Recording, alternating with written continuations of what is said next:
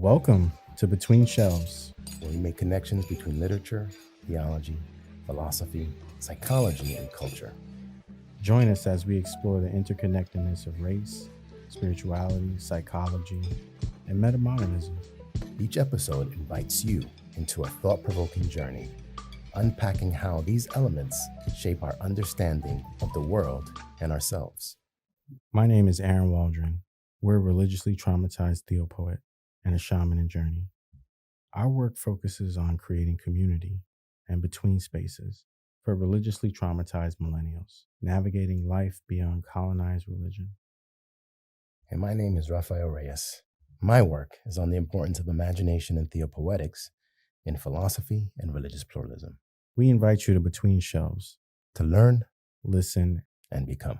Hello, everyone. It's great to have you all here. To Between Shelves. We have Aaron with us, myself, but we also have a wonderful special guest with us, a good friend of ours, Dr. Philip Butler, who's at the Iliff School of Theology. I'm not going to say too much, but just a quick bio. He is focusing on neuroscience, technology, and spirituality and Blackness, right? All those four pieces. You know, he's delved into Afro-Futurism, Afro-diasporic movements. He has this powerful app that I would really like for you to talk about, Seeker, and how it really helps people of color, Black people to really do that type of, I always call it that first tier level of support, and help in terms of helping and talking through things Sorry, I'm at a loss for words. I'm just excited. But you've been doing a lot of work, and I've loved that trajectory. So I'm going to hold back, and I would love for you to talk a little bit about you, what you do, what you've been working on, and maybe bringing us this fascinating topic of transhumanism and how you understand it and how you see it working. First, I want to say that I'm jealous. I have the shortest beard on this podcast, and so I just want everybody to know that I've been working really hard on this beard, but it is no match for what I'm sitting next to right now. But it's an honor to be here. I'm grateful to share this space. It's a privilege to be able to continue conversations that have been happening for almost a decade, maybe even longer, depending on where you think they started. And so I'm going to try to maybe, mill piece this, right? So I think in terms of, right, this transhumanist piece. So like for me, I start with Nick Bostrom's conversation, or at least the definition of, like, it's a paraphrasing, right? A transhumanism is any, right, use of technology to augment the psychological, spiritual, physical and intellectual. And his is less about the spiritual, more intellectual, physical, and psychological. And I add this spiritual. You could think about this in terms of Nietzsche. But for me, then in terms of like a Black post-humanism, right? Kind of when I was writing a text, especially when I was going back and kind of looking over some of the notes, kind of had this crossroads, which kind of set me on this path where just kind of looking at the history of humanity and the ways that it is been delivered to us in the West, and the ways that we find that the concept, the term, right, and the embodiment of it is either extended to certain folks fully and then, retracted to other folks, or retracted from other folks, right, depending upon the context. And so, I think I end this particular chapter, right, kind of like if I had to give up my Blackness or my humanity, I would give up my humanity. Mainly because for me, the term human in this way, right, becomes an extension of white supremacy. But given, this is me writing in 2018, 2019. So like now, if you look more closely at it, I would also just maybe argue, right, that humanity is more so a conceptual node connected to a proximity to power. Because if we're talking about it, right, from the Western trajectory, you go to the Enlightenment humanism, you go further back to Greek philosophy. But then if you go back maybe one dial further, you're going back to like, Egypt. So Egyptians, similar to the Greeks and the white folks from Western Europe, would say, they're the only humans. And so anybody outside of empire, right, anybody outside of a dynastic space, right, might be considered less than human because they're not a part of a particular kind of power structure. And if that's the case, right, then we're talking about technology in a cybernetic linguistic capacity, right, of human as a semiotic. And if that's the case, right, then, we could also argue that nobody's human. And you could also argue that nobody's anything else. But I think the way that humanity is deployed against folks, and the way that people are constantly grasping at it in order to be included within it becomes the very thing in way on which I say that it is kind of negatively deployed or at least weaponized, right, against the folks whose humanity has often been retracted. I think I'll put a pause there. So blow up. That's amazing. And what's interesting that you brought up there was that you even brought the human, just even defining humanism, right? Or the human as a criteria amongst empire. That's something we're always engaging in what it means to be human, right? And we're always fighting with it. But it's always a term that is brought about by empire, and whoever has power has control, and then thus has control over defining what does it mean to be human. And I think we're seeing that even now in our struggles, right, with the Constitution and current administration. They're defining what it means to be human. Who's the human? Who's allowed here in the United States, right? And they're also defining that by its use of technology, right? If you don't have this certain account, if you don't have certain access, who has real power to it? You know, that the fact that they've stopped everything and it's being, you are not human. You don't have power. You're not really in this space as I am, and I have control. So I just wanted to thank you for that pause, because that is a pivotal thought, that this term human is still co-opted by, and even if we have these attempts to decolonize it, they still have that control. And so even letting that go, the thought of letting go, even the term human, is interesting. Now it threw me off a little bit. I'm not gonna hold you, and I think in many ways, I think it was also very freeing, right? Because it's like if I don't have to keep trying to like be let into this particular club, right? Then my possibilities become that much more exponential, because I'm not. I think it's Ames is there, and you'll get, Fred Moten that'll repeat this, like this refusal to be a singular thing. And if I refuse to, right, be, confounded or confined, right, to the constraints of humanity, right, then I can live into whether you call it my divinity, even my, will throw some people off, right? But even being a demon or being something, anything like good, bad, ugly, whatever, my capacity becomes limitless in that case. And I'm not to get like jump too far ahead, but like, the work I've been doing, as of late, and where I find myself now is within this post-humanist space. And so, like, even when you talk about the Constitution, maybe think about the term "we the people." And so, what I've been doing lately is differentiating between humanity and personhood.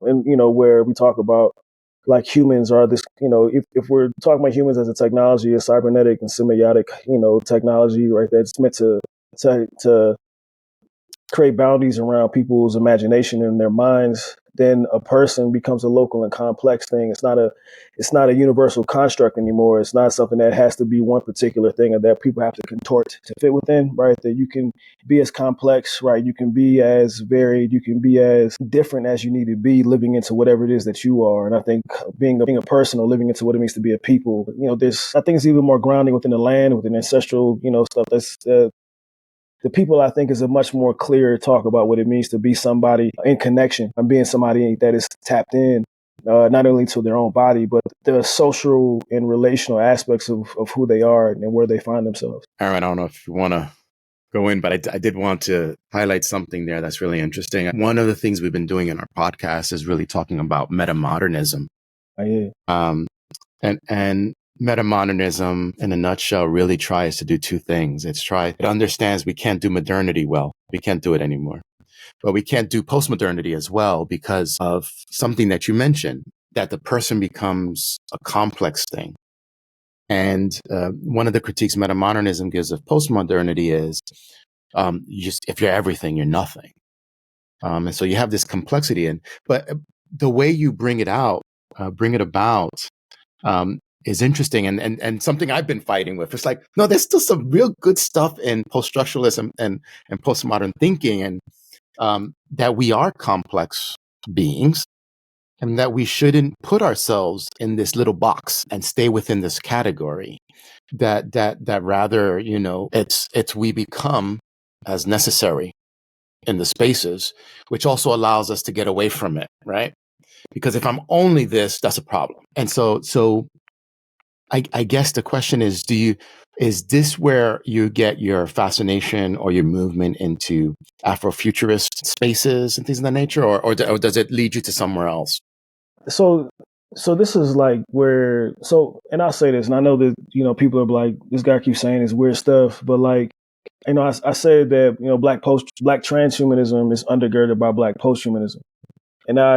But I've been spending this time really like the last 4 years unpacking for me what this black posthumanist space is. And when we talk about getting into this Afro-Futurism space, for me, like when we start talking about this in terms of complexity, one, I actually want to do a real quick stop on this everything into nothingness.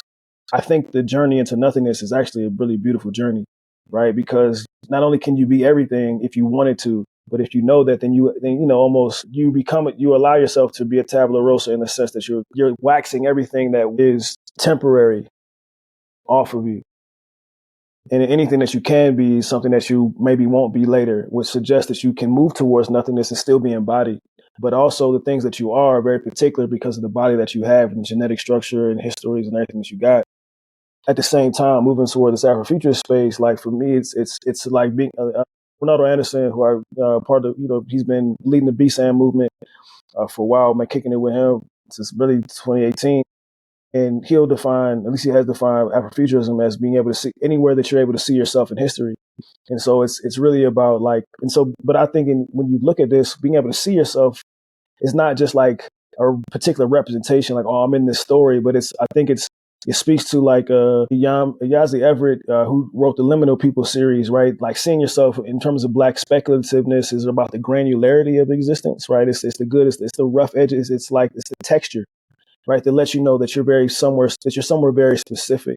And I think I was having a conversation maybe about close to a year ago, and people were like, well, everybody, kind of argues about these particularities, like the tip of the pyramid. And I'm like, I would think that that's where the magic is, because if everybody can speak in a broad sense, then you're not really materializing anything. When we talk about the granularity, you're talking about that, like the very, very tip of the pyramid that allows for materialization or manifestation to occur.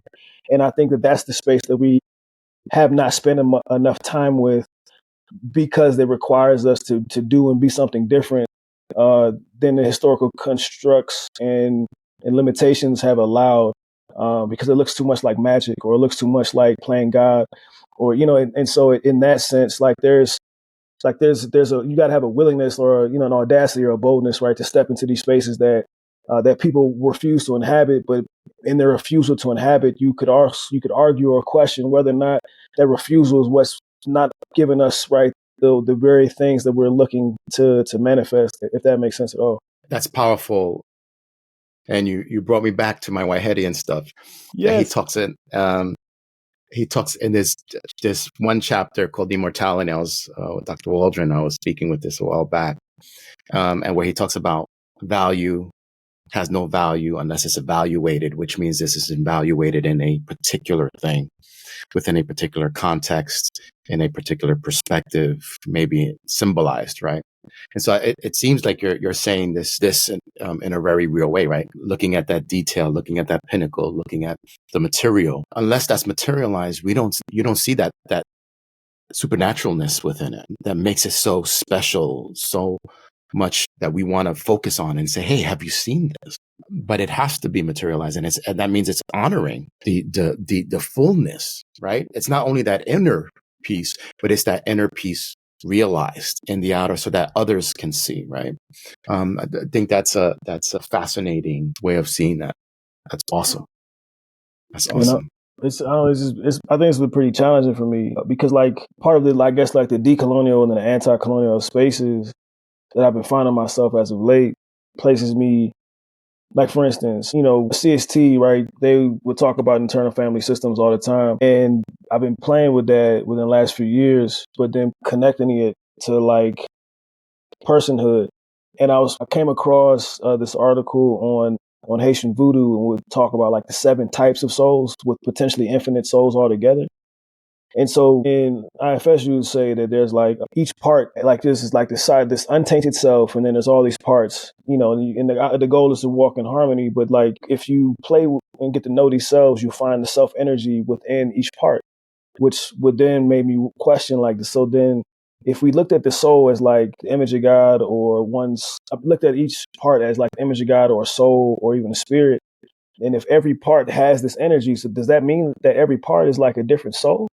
And so when we talk about being any and everything at any given moment, or, the necessary aspects of you that need to rise to the occasion, so to speak, right now we're talking about like the ability to embody not just like anything for, as a conceptual thing, like, oh, this person's being this at this moment. No, it's an actual entity, right? And where I think it puts a new spin on like the notions around possession. And it's like growing up in a Christian household, you can only be possessed by the Holy Spirit. You couldn't even possess yourself because that would be sacrilegious. But if we're looking at it from this decolonial kind of anti-colonial space and going back into these African traditional religions and their own, kind of diasporic elements, then you have an infinite amount of souls that you could potentially tap into. And what does it mean to allow them to surface at any given moment where they are most necessary? And which then goes back to the everything and nothing piece, but it is filtered through a specific body. So you're always going to be, at the very least, that body, but whatever it is that comes to the surface of that moment becomes the very thing that you allow that body to, I guess, to demonstrate, right? Or at the very least, present to the world. Funny, I was two things come to my mind as you're hearing that. I make these connections. The law of attraction, which is a particular text that's finding popularity, really talks about this when going through meditation and allowing this other to arise and can speak forth. And we've been seeing around it. It's been interesting because it's exactly what you're saying, right? Allowing these spirits to, or this muse almost, right? If we would take that Greek idea of the muse to come up and allow it to do its thing in and through us. And what that kind of means, and alluding to what you're alluding to, is that we're not held to just this one idea of spirit, right? That it's a Holy Spirit, it's a Christian, but it could be any of these. It's a reinvitation of allowing the spirits to move in. I have there's a lot of, you brought me back to a book called Spirits of the Rainforest. I don't know if you ever read that text, but it's talking about Christian missionaries and how their work really devastated the religion of the Amazonian tribes, where they said, they can look at you and there's a hole or there's a well, but within it, they can see the spirits. And in the end of the text, one of them says, man, your well's empty. And he goes, I found this because, but your well is empty. It's fascinating, that part of bringing back this idea of this manyness of spirits that we can allow in, and that's a powerful piece. I think it would scare. I'm sure it does. I'm sure it does. Scare. It's not a concept, right? We've dealt with a Eurocentric concept of this oneness, but everything that you're doing is really talking about the multiplicity, for sure, of our singularness, right? It's like in this space right now, there's this multiplicity. Yeah, and I think one of the beautiful things about it is like, if it can come up in you, then it's a part of you, and I think that's what people are afraid of. Like they're like, oh no, you've been possessed by something. No, you've been possessed by something that has always been there. And, but I think the beautiful thing about it is, like, it's one thing for it to take over. And you could argue that, like, anytime you have a strong emotion that you lose control, it's something, you're being taken over by something. But I think the beautiful thing about it is if you get to know these different parts of yourself, then it's no longer like a taking over of something I don't trust or I don't know. Right. It's a handoff, so to speak. And it's like, oh, I know this thing. I know this part. I know this, the spirit that's coming to the top. And I don't have to police it in the same way because I trust it, because I've spent time with it. Right. Because I spent time with myself. And I think in the very transhumanist way, like it's a particular type of technology, going back to what we talked about in terms of the early definition, right, of like the spiritual augmentation. Right. Because, in a quasi or semi, right, practical sense, like depending upon the situation somebody's in, right, their body responds very differently. Like when you see mothers lift cars off of their children, right, or people, run much faster than they normally run, or jump higher, whatever it is, depending upon the context, right, you could argue that, something took over in that moment. And so the question becomes like, how much of yourself do you know to not just let that happen under those duress moments? What if you needed that in an everyday moment? Something that seemingly what might have been frightening, 5 minutes ago, but because the multiplicity of yourself and the various aspects of who you are, all right, it can come to that surface right now and not have to be a life or death thing. Because I'm talking about chaos. Yeah, you remind me of the little work I did with my dissertation on religious trauma. And how, for myself, experiencing my own religious trauma, we had to explore Jungian psychology and really look at these psychoanalytical concepts and ideas. And it was so interesting how the theories of archetypes came up. And what you were saying is very similar to that, just through the psychoanalytical term, how we have these many selves, part of become whole. And there's a part of ourself that is the shadow. And we struggle with understanding how do we have a relationship with that part of ourself. And so we have in particular religions, monotheistic religions like Christianity, the tendency to teach people that the darkness is bad and stay away from that. So then when you're looking at it from a psychoanalytical term, you're saying, well, the shadow's not necessarily bad. It's just misunderstood.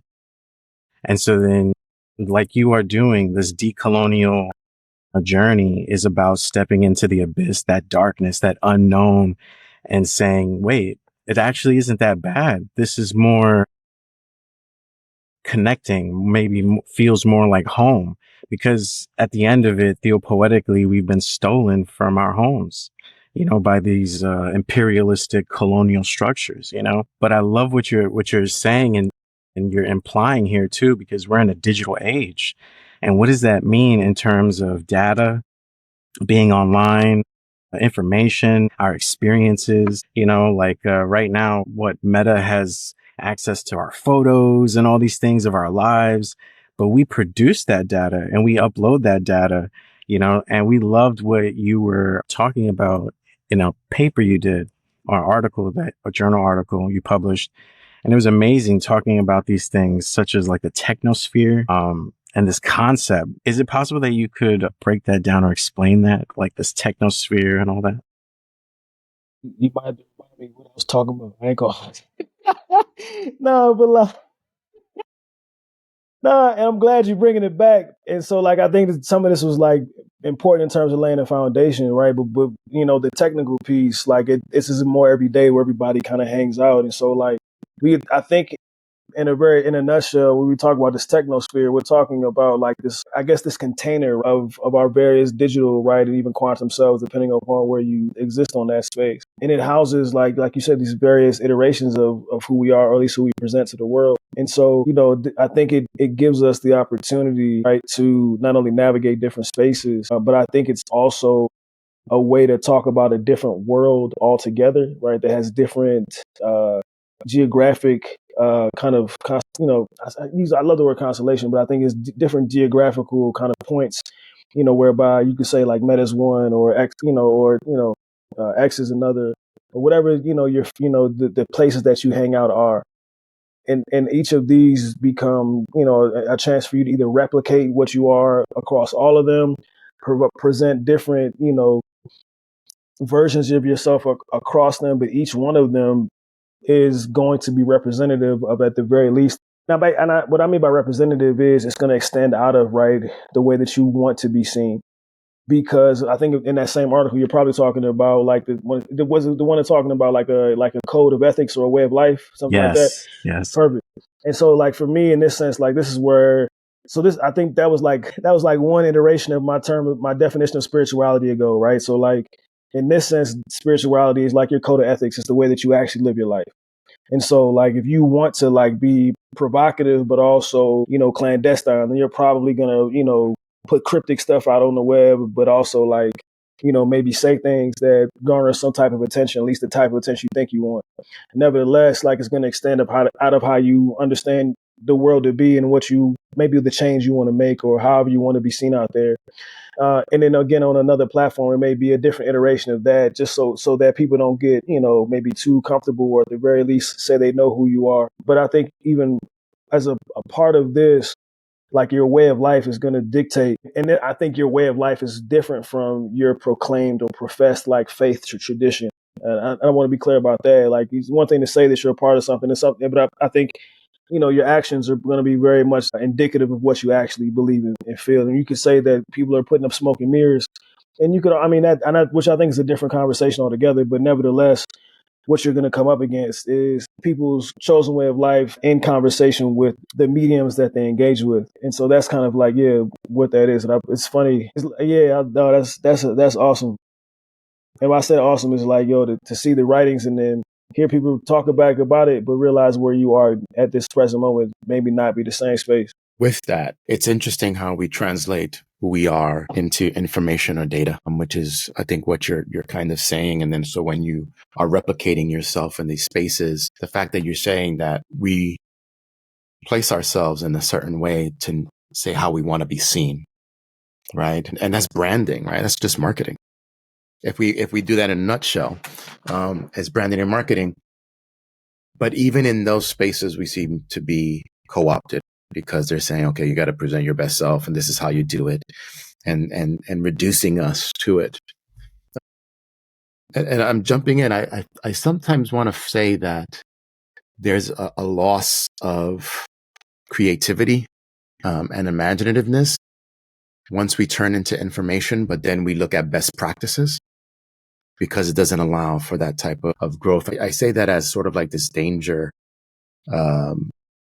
of sort of these constant repetitions. You're not doing that in your work. I just, but to talk about, that this move into information kind of puts us in zeros and ones, and then we look like the same. And actually what you're kind of saying with that is saying, no, we are multiplicity. We are zeros and ones. We do have that layer, but we can highlight these specific zeros and ones, these specific bits of data, and say, that's awesome. And you should look at this and you should see this. And I think that's what you're offering as this uniqueness of how we look at technology, how we look at data, and how we use data to create ourselves, but also to liberate ourselves within this technological sphere, and also to define our identity for ourselves where we may be lost right in there. So just wanted to throw that in there. That's what I kind of see that. And that's kind of a powerful piece because you do provide somewhat of a shaman's guide to that. You're very kind. And I think so like I think in the last piece I put out, it's in the Georgetown Law Journal, and it's on I think blackness and Web3 technology and data ownership, right? And so in that one, we're looking at like what it would mean if we were able to have data covered under the law as an extension of a physical body. So anything that you would do to the data, you would have to treat it in the same way as a physical body. So like, what does harm look like against data? What are data rights? Can you kidnap it, right? Or entrap it, or, whatever the way, whatever that looks like. But as a result of that, right, any echo of your presence on the web or whatever, right, becomes something that is not only owned by you, right, but is an extension of your physicality, right? Because physical movements, whether it be a tap or a walking around or whatever it is, right, these are the things that have become tracked. And so, yeah, it does become, a type of, kind of 1 and 0 in a way, and these are your ones and zeros. And so, in that sense, right, I think this is kind of what, to your point, like this is where the agency comes in, because in terms of complexity, right, and creativity and specificity, right, everyone's ones and zeros are not going to be the same. And so, even when you talk about marketing to specific types of people, you're also having a conversation about like, like behaviors. And so it's obviously not going to be the same person, but these are people within this particular demographic who engage in similar enough behaviors that we could probably market this thing to. And so I think even as a result of that, the question becomes, right, if you were to own your data, what kind of beautiful things might you be able to build? Like, even if you're not the most technological person, right, or technical person, you'll be, like I think the short story that we give is connected to another short story, and I think in the Critical Black Futures text. But the idea is that, right, if you own your data, you almost would have to consider a sub-economy whereby anytime the data is traded, you'd have to find a way to benefit that, whether it be, a few cents here or access to, your light bill, utilities or whatever it is, right? These are ways that we might be able to change the future simply by engaging in a data economy and being able to let everybody, literally everyone, right, have the capacity to do that. So, I mean, when you already have children on the web, like, giving the parents maybe making their singular profiles or whatever, in that same scenario, it would be similar to like a parent opening up like a college bank account in a sense, because not only are you going to a specific institution, but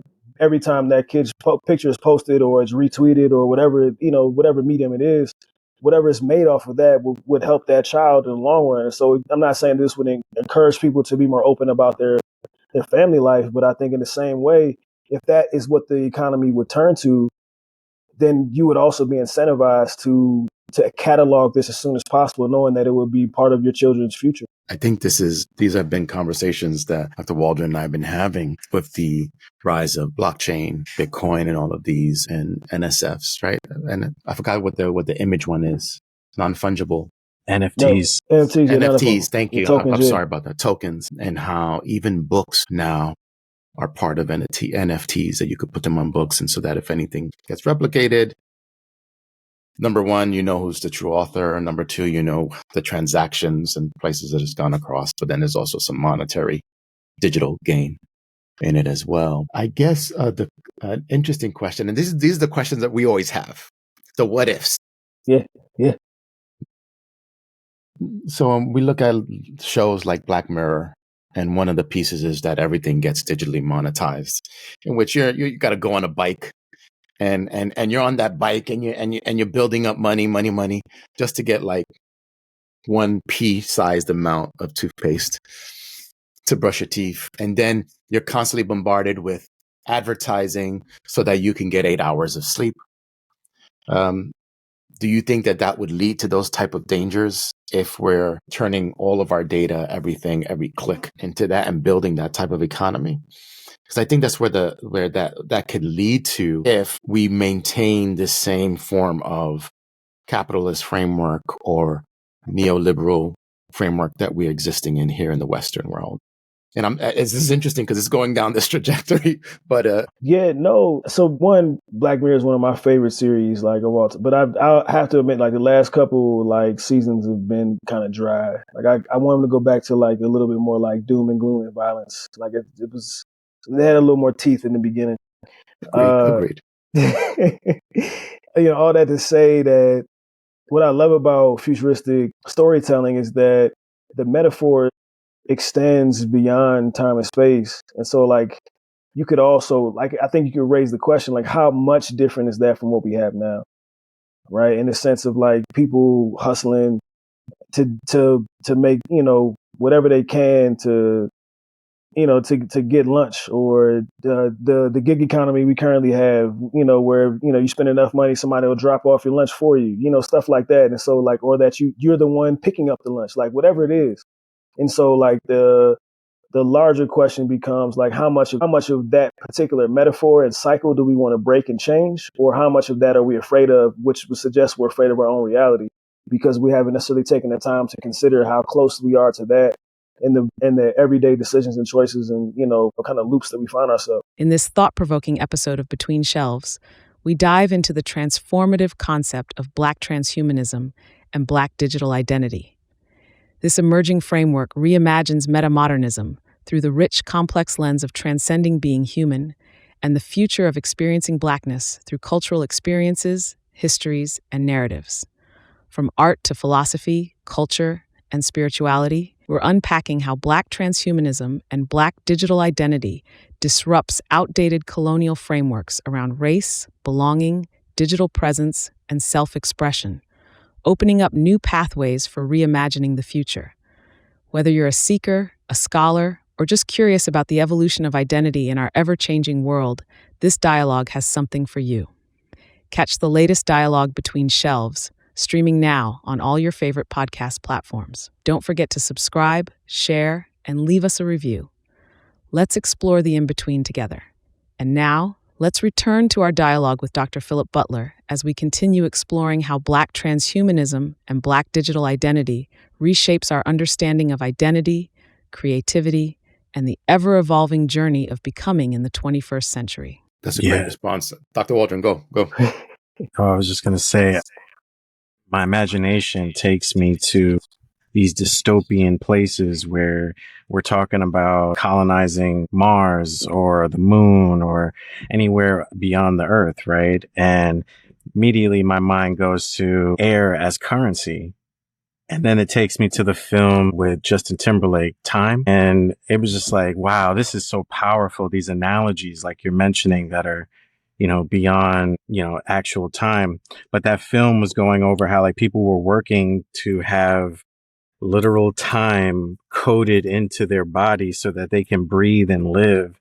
And then we thought of that as that's a way to control people on another isolated place, like in space. And you say, well, you got to work off and now you're stuck.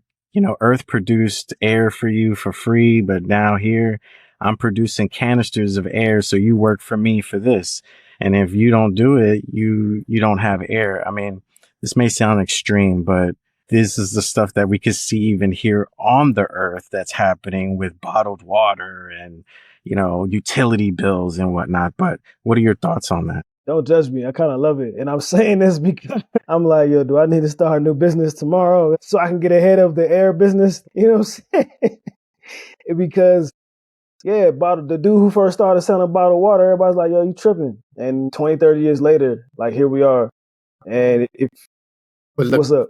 Go ahead. it's interesting because it really goes back to the question of the notion of human and what are human rights. And before I'll let you go back, but you hear the CEO of Nestle that says water is not a human right. He'll say, you can hear him. You go to YouTube, you'll find it. He says water is not a human right, and it's up for grabs.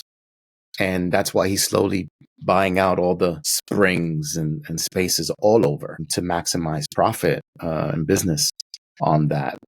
This idea of air, the film, the movie, The Lorax, which is an offshoot, which talks about selling air. Here you're going to be in a city. The city is covered. You get fresh air, and plus we bottle that air so you get fresh oxygen in, and it goes by people working. They work within that city to get that because they know that they've already wasted nature, which is once again a category that's been colonized and things of that nature. So I just want to kind of throw that in there, that we already have these ideas that have already been etched in our minds and heads, that it's possible, but it's also being done as we speak. So it alludes to what you were saying, Philip, on that. Yeah. So you and Aaron are really these are things that are really out there already and that people are taking advantage of. And yes, we're probably going to have to start a business just to save people's lives. For sure. I mean, so like when you talk about the Nestle guy, then you got to talk about Luigi. But on the back end, you also probably need to have a conversation. So like with artificial intelligence, right? Every query is about a bottle of water, right? Which raises other questions. What natural elements or even contrived elements could you just add? Because here's why the bottle of water is important. Because you have to keep the servers cool, and so you're flushing the servers to keep them cool, but you're flushing them with water. And so you could raise other questions like, what other elements or what other compounds could we just make that keeps the servers cool? And helps create a different type of equilibrium so that we're not using all these natural resources. So like one of the things that we're doing at the Institute, right, is we're going to begin, kind of looking into that more specifically, like what sustainable ways might we use to support the proliferation of artificial intelligence that does not happen at the expense of nature. But as an extension of that, we're also curious, right, about what it means, right, for technologies to become more local, right? So this is where we start going back to like people and personhood.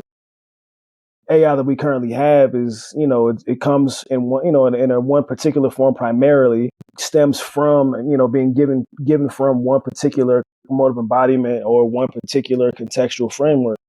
So, one of the things we're doing as we've been building this kind of, Black language model that turns to an agent and turns to this mental health thing is we're going to go, around the nation, and we're going to different, cities, and we're going to different neighborhoods, and we're going to find the linguistic elements, right, of these very specific places.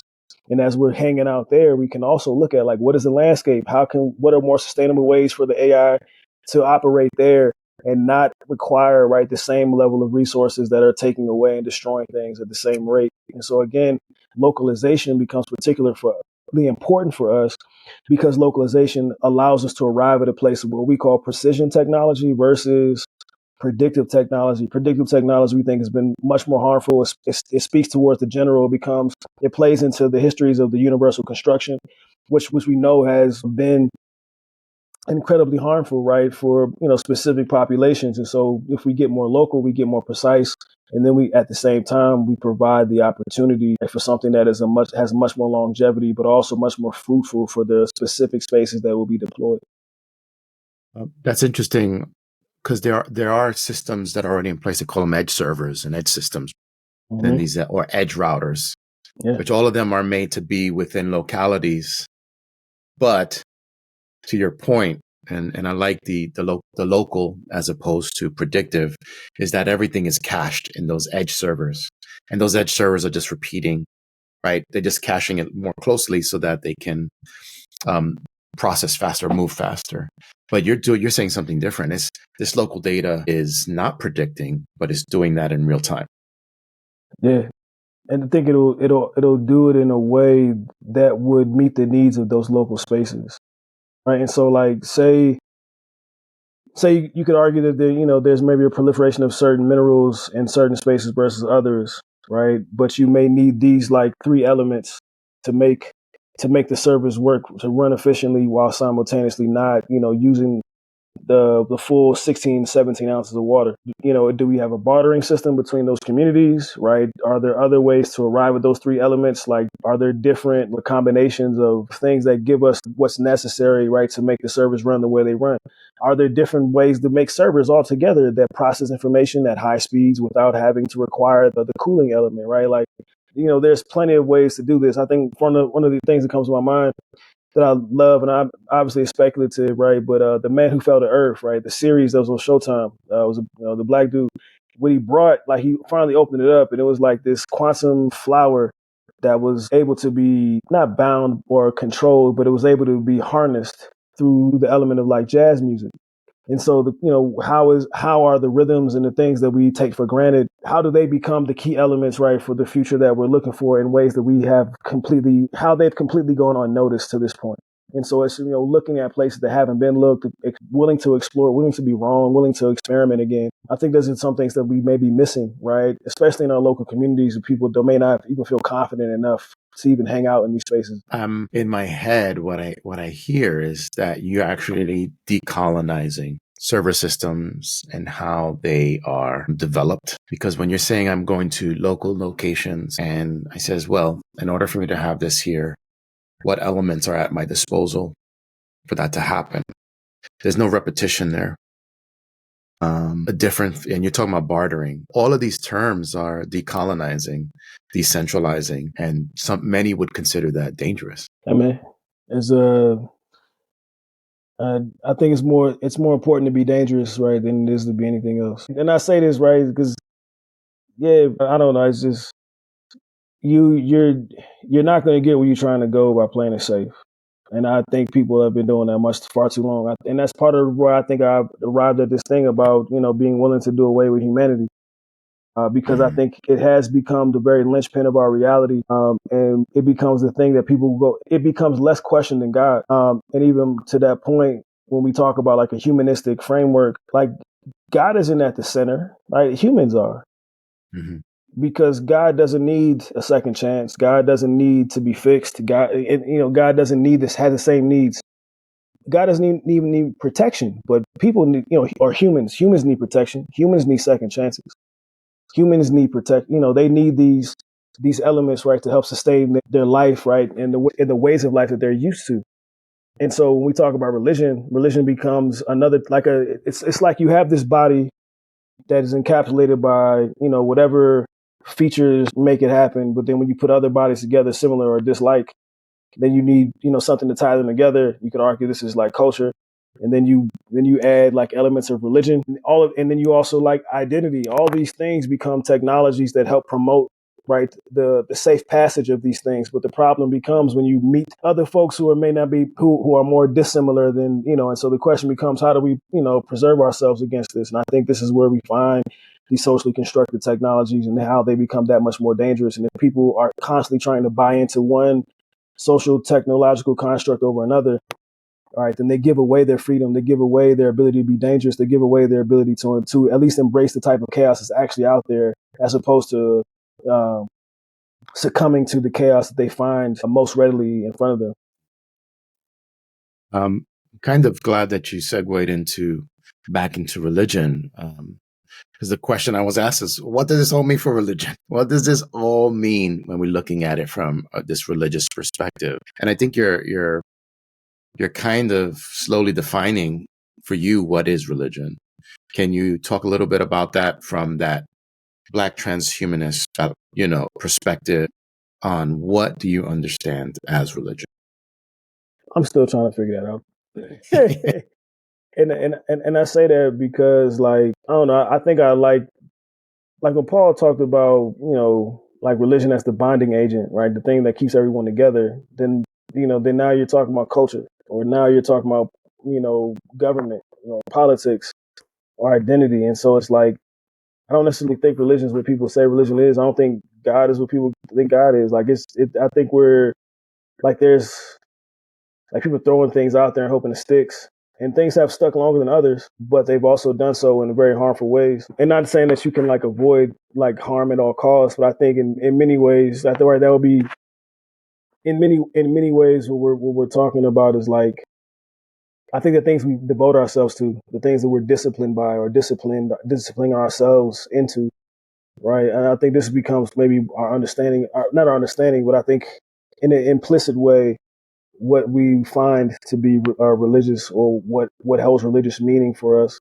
And so, I would open it up and have a broader sense of things, which is part of the reason I think why I became more interested in like secularism, because again, like I said it before, like people can say they believe something or say they've committed their lives to something, but with their kind of secular way of life, you can say that they're trying to protect themselves against like somehow being found out about what they actually believe. But I think even the way that you move speaks to what you actually think and hold dear, regardless of what you kind of speak out loud. And so it doesn't really matter how you approach the polis or the political realm. I think there are ways to maintain what you think to be the case, even if you are attempting to hide some elements of it. But I think in many ways, people give themselves up simply by their actions that they choose on a regular basis. Yeah. You brought up to my mind, my spouse and I have been watching Handmaid's Tale. Okay. From season 1, but we're far behind. I haven't watched it all, so you're farther than me. But what's interesting is even those that have developed this governmental system and everything like that, they don't believe in it because they still have desires of and do it in the hiddenness. So they show face, but in the crevices, in the dark, in the closed doors, they do what they really want to do. But they want control. They want to have, and it brings forth the premise that in order for me to do whatever I want, I got to make sure everything else is under control. But with that, I was reflecting a bit on the term religion and how we've seen it, and the way I've been thinking about it and seeing how you're doing it is, in the past we see religion in two ways. We're either holding on to traditions, or religion is really a progressive journey that opens itself to whatever emerges out in our present spaces, and it looks like that's what you're kind of leaning towards. In that, with the incorporation of technology, we need to be fully involved with when we're in our context. We can't hate our context. We need to be fully embracing that context because that's who we are, and that shapes who we are, and the divine is seen in that. And you want to kind of show everyone that from this perspective, the divine is realized. Yeah, I think for me, this is kind of why I hang out with spirituality over religion. I think it's been more, true to, and that goes back to like, code of ethics, a way of life, like. And so I'll give you, so right now when I think about spirituality, right, so that was like, maybe one iteration ago, like the current iteration that I see it as, I think about it as like I guess a good metaphor would be like the Marvel timeline, where you have like this, looks like something in deep space that looks like like a neuron lighting up, but it goes in all these different directions. So you got one stream, like, and I'm not saying it's linear, but like all these different branches. For me, I would argue now spirituality is like the attempt to weave together every branch of one's life. And so into something coherent. Like it doesn't have to be singular, and but it's something that the person understands. And so we move from, I think in the first text, like this idea of that thing that connects you with what you hold most sacred. So I think what you talked about maybe a little bit earlier about like your code of ethics or your way of life, to like now it being like the way in which you weave together every aspect of your life into something coherent for you. I'm going to tell you, that's Whitehead's religion in the making. I'm just letting you know that. That's fine. Listen, okay.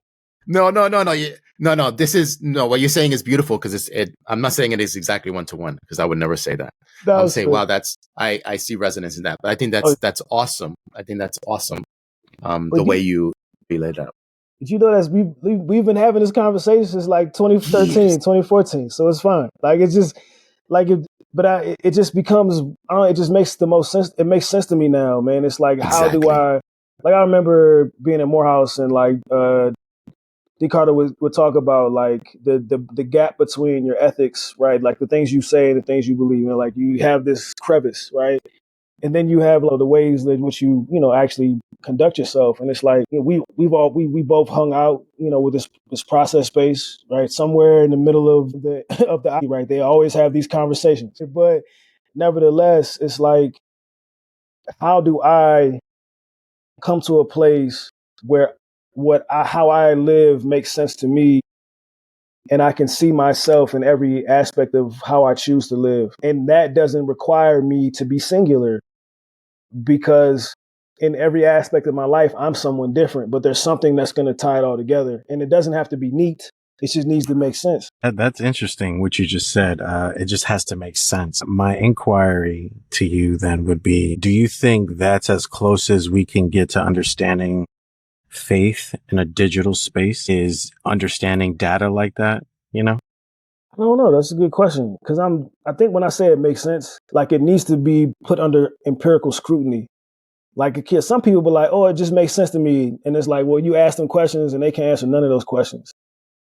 But if you're asking them questions and they're willing to go down the rabbit hole and they arrive at something, and knowing that whatever they've arrived at today may not be what they arrive at 5 years from now, then I think then there's some level of continuity to that I think is much more congruent, right, with like, I've arrived. And I think that's kind of, because like, think about how many times you've behaved in a way that is not in accordance with how you think you should act, and the shame and the guilt and the frustration that comes with that. But the invitation that I think is being offered is like, yo, how much time have you spent with the part of you that felt like it needed to act like that? Yeah.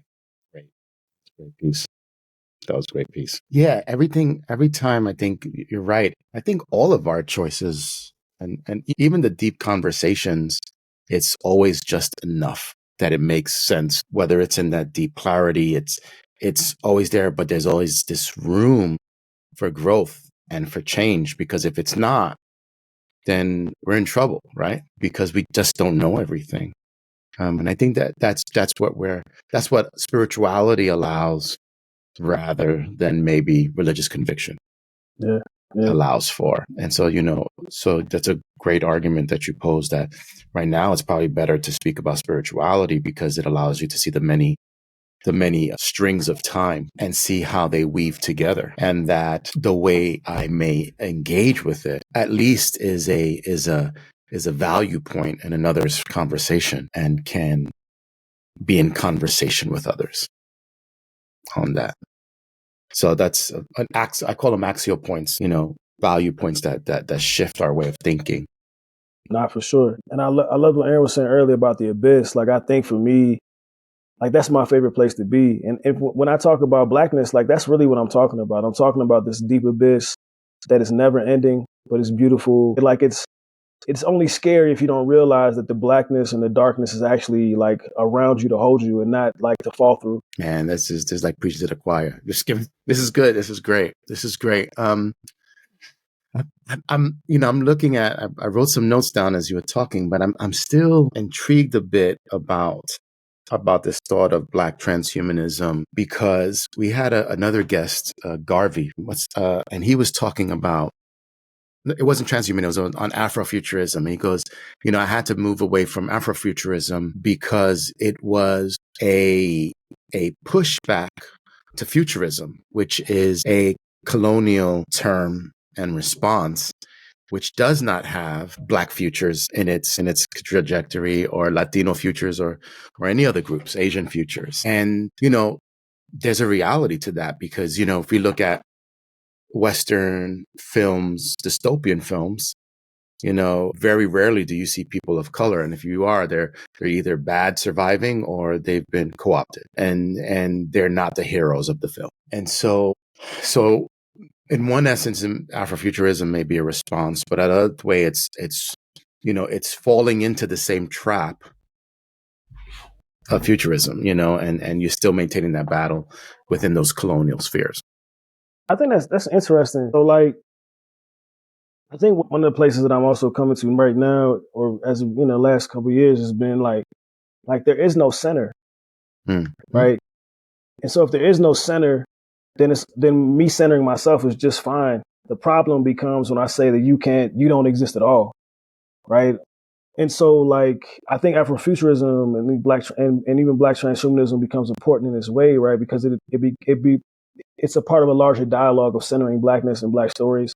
Like, I think about like Lovecraft Country, or I'm trying to remember. There's a couple other ones that come to the top of my head, but like you get to this very edge of like something new and something very Black and something very futuristic, and whiteness would have no particular place of import there, and then it loses its funding, all of it, like, or just gets canceled. It's like you don't want to imagine that, and so it's like, and so I think like when we talk about what it means to see yourself in time, I think part of being able to see yourself is to see yourself as the victor, to see yourself as the protagonist, right? To see yourself on the other side of struggle.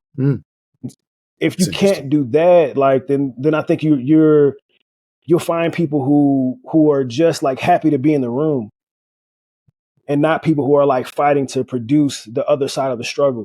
Because in order to get to the other side of the struggle, you actually have to finish the struggle. Like I had a conversation with somebody not too long ago. I was like, I'm tired of like this, like people who just like, we're keeping on. I don't like the keeping on fighting thing. Like, bro, I want to enjoy life, bro. Like I want to be in a place where this is over with, not in the sense that like we're no longer struggling, but that we won the battle and now I'm able to enjoy the fruits of the spoil. Like, I want to be on that side. And I don't think that if we don't, like, I think the likelihood of that taking place in the way that it should is diminished in some ways when people can't even imagine what it's like to have won something, or to be at the place of rest or reimagining, right, when all the dust is settled. And so, yeah, if there's no center, imagine yourself there and see what that's like. That's deep. That's deep. As you're talking, I'm thinking for myself, like spiritually, when I'm meditating, I'm always thinking of like the Tron movie, like, and like this real digital dystopian world, but the way you were saying or describing this is so fascinating, right? Like to try to imagine a future that colonialism is not in charge, and that is hard, but you're right. If we're not fighting to at least imagine that, we're not even trying. And that's crazy. So, and I think the other example would have been the same one I went to earlier, like the man who fell from Earth. Because remember, at the end, they won. And then in the off season, she was nixed. Like, you can't even imagine a world where the Black family gave us like the key to quantum fusion. Like, that's crazy. You got quantum fusion. Just enjoy it, bro. So, on that note, this is why, you see in a lot of Asian films is challenging Western notions and understandings. If we were to just highlight like Chinese films always has this unified response because they're directly challenging the hero notion in Western responses, that there's this one person that saves the day. And so what they do in Asian film is that they have many people saving, man, woman, different countries, and they're slowly trying to envision a world that is non-Western. But we constantly on this side keeps knocking that off. Luckily, Netflix, probably one of their famous films are Asian films because of that.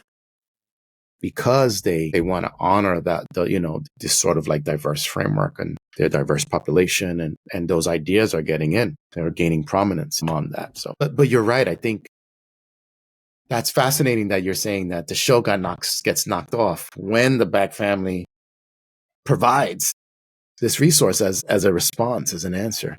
People don't like that. And we need spaces, you're right, that allow us to continue that trajectory, continue where we left off and provide it. That's true. That's awesome.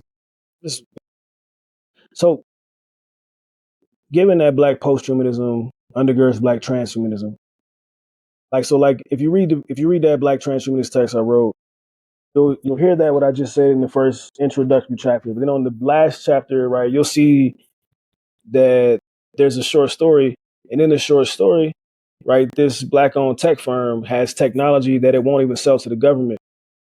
The government doesn't even know that all of it's capable of. And I'm mentioning this, like when we talk about this, like being no center, because part of there being no center suggests that each culture's approach to the physical world is informed by the way in which they relate and understand that world. So underneath a Black transhuman space and a Black posthuman space would be like a Black physics, which would also argue like that there's probably like a Latin physics or Asian physics, and that is not squarely dependent upon a Newtonian, right, framework. And mind you, we're all engaged with the Newtonian framework right now, but what does it mean to not be bound by that particular type of dispensation? And to remember, like, if they still can't figure out how some of these pyramids was made, somebody knew something that somebody didn't know. And so there was a particular type of physics available. If there were already ways, like full blown empires in different parts of the world existing simultaneously, then they already had an understanding of the physical universe, but they did it in their own particular way. And so the question becomes, what's missing in some of those formulas that could inform us today? How might we reach back, or at the very least imagine forward, the things that, like in a kind of Sankofa way? If this is what we know, like we know this much about this history, how might we inflect that into the future? And how might that shift the trajectory? Like I kind of look at it as I look at it as like a big circle, and knowing that we really spent most of our time exploring the type of physics that that were the result of like predominantly white males. So like we have like one particular pinnacle. It's like a circle with one pinnacle. But if we look at the entirety of like people as like all the 360 degrees, what happens if we have spikes everywhere else? That are indicative, right, of the cultures and modes of embodiment that would allow for those spikes to take place from around the world at different times and eras. And so I feel like the gaps in technology that we have that some people just can't figure out probably come from the places that we've spent so much time destroying, or at least not allowing to rise to the surface. Definitely. Just to wrap up, this is an amazing conversation, but I just wanted to add, because you just brought up more of another question. Do you think that the deliberate editing and controlling and categorizing of information and data around the world is still a larger function of colonization that is now working beyond the physical human experience? Say, like with AI, now that we've touched it? That's a great question. And I think in some ways, yes, right? So like, for instance, if they took a snapshot of our three pictures, right, they'd probably send it off to a data mill, right? And the data mill would be filled with people that we've never met, who are then meant to label the pictures in some of the most basic ways possible, right? And if they don't know us, they don't have all of our identifiers. They don't know where we're from, right? They don't know, what we actually are or who we actually are. And so as a result, right, they're probably going to get it wrong. And I say that they would not just get it wrong. They will probably use like a Western derived framework as their point of reference for trying to make sense of who we are. And so when we talk about the labeling and controlling of data in that way, that becomes another issue. So again, it's pointing back to some of the work we're doing at ILIF. Quick side note, if you want to come study with me, right, come to Denver, come fool around, man. We come to AI Institute, we're going to do some cool things. Nevertheless, one of the things that we have planned in the trajectories, we would want to build a data trust. So like the concept of data ownership is not just imaginative for us. It's something that we're actually working towards.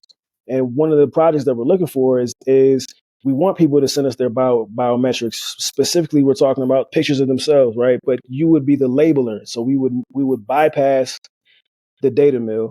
And not only would you own the data, but you'd be able to tell us exactly what that data meant.